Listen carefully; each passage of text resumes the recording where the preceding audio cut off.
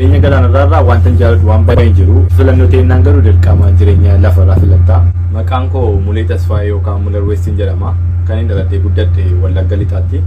Ogummaan koo immoo markaba yookaan doonii irratti hoogganaa mana mootaraa yookaan chief injiinarii ta'edha kan inni hojjechaa jiru.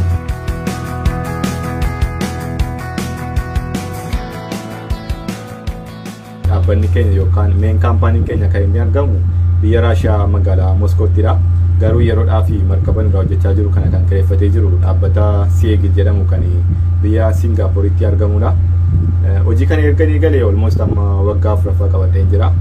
Hojii kana immoo kan hin seene maariin saayinsii baradhee ejentoonni dhaabbata markabaa fi hojjettoota markabaa wal agarsiisan jiru.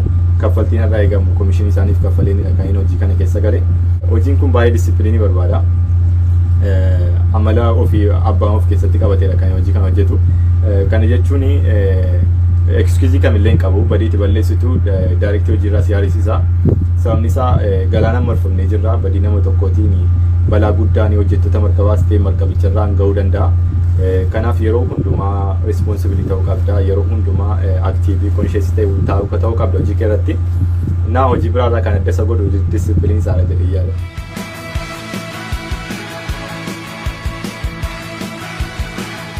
Dooniin keenya bakka buufata markabaa yookaan poortii jira yoo ta'e maastarii markabichaa yookaan kaapiteenii irraa waraqaa eeyyamaa jira geetipaasii kan jedhamu sa'aatii 24 yookaan sa'aatii 48 boqonnaa fudhattee baatee bakka feetetti bashannantee dabarsuu dandeessa biyyatti jirtu sanatti.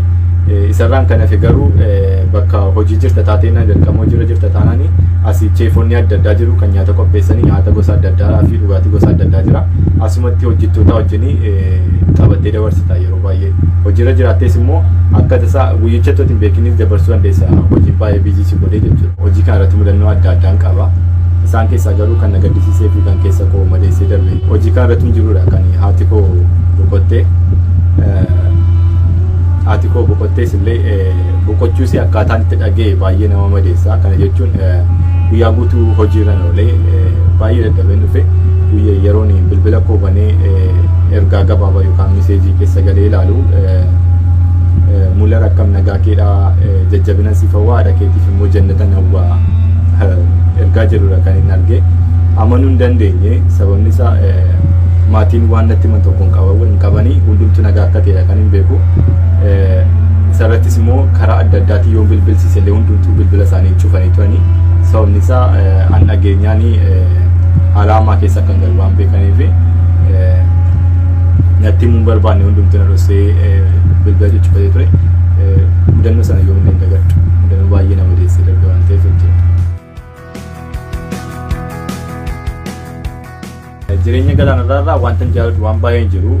Fakkeenyaaf hojjettoota kutannoo isaan hojiidhaaf qabanii kan ilaaltu gaafa ilaaltu jaalala hojjettoota gidduu jiru, sooshaal laayifii markabarra jiru, akkasumas immoo tasgabbii jiru gaafa ilaaltu jireenya galaanarraa wanta filattu waan tokko jiru. Wantichi filannoo teennaan garuu dirqama jireenya lafarraa filatta. Sababni isaa jireenyi kee akkasitti ittiin fufu. Sababni isaa borii maatii horachuu dandeessa, ijoollee waan akka akkasii fufuu waan danda'aniif kanaaf filannoo taanaan jireenya lafarraa filadha. Dargaggoonni hard workeriin jiru kan formulaan jireenyaa isaaniif galtee jireenya isaanii borii jijjiiruudhaaf tattaafatan jiru. Akkasumas immoo dargaggoonni yeroo isaanii fi enerjii isaanii wantoota hin taane irratti dabarsan jiru. Kan isaan gorsuu barbaadu qabsoon hunda caaltu jireenya ofii mo'achuudha. Kanaaf enerjii keenya beekumsaaf dandeettii keenya hundumaa jireenya keenya borii jijjiiruudhaaf isarratti investii haa goonu jedha.